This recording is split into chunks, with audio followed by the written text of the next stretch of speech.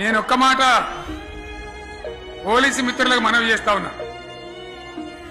ప్రజాస్వామ్యంలో ప్రజలకు అడిగే హక్కు ఉంటుంది, తప్పకుండా అడుగుతారు ప్రజలు. ఈ అడిగే హక్కును సోషల్ మీడియాలో బీఆర్ఎస్ కు సోషల్ మీడియా వారియర్స్ ఉన్నారు, వాళ్ళు బ్రహ్మాండంగా పనిచేస్తున్నారు, ఖచ్చితంగా అడుగుతున్నారు ప్రజల తరఫున.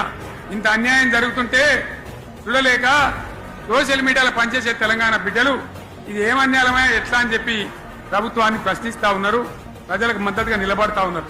వాళ్ళ మీద కేసులు, వాళ్ళని పట్టకపోవడు పోలీస్ సోదరులను నేను అడుగుతా ఉన్నా, మీరెందుకు తునుకులాడుతుండ్రే? మీకేమక్కడ వచ్చింది? మీకొక్కటి చెప్తున్నా నేను, గ్యారంటీగా పోలీసు మిత్రులారా, ఇవాళ పోయి రాత్రి మీ డైరీలలో రాసుకోండి, మీ డైరీలలో రాసి పెట్టుకోండి. 100కు 100% ఇలా తెలంగాణ చెలరేగిన పరిస్థితికి మళ్ళా వచ్చేది బీఆర్ఎస్ గవర్నమెంటే.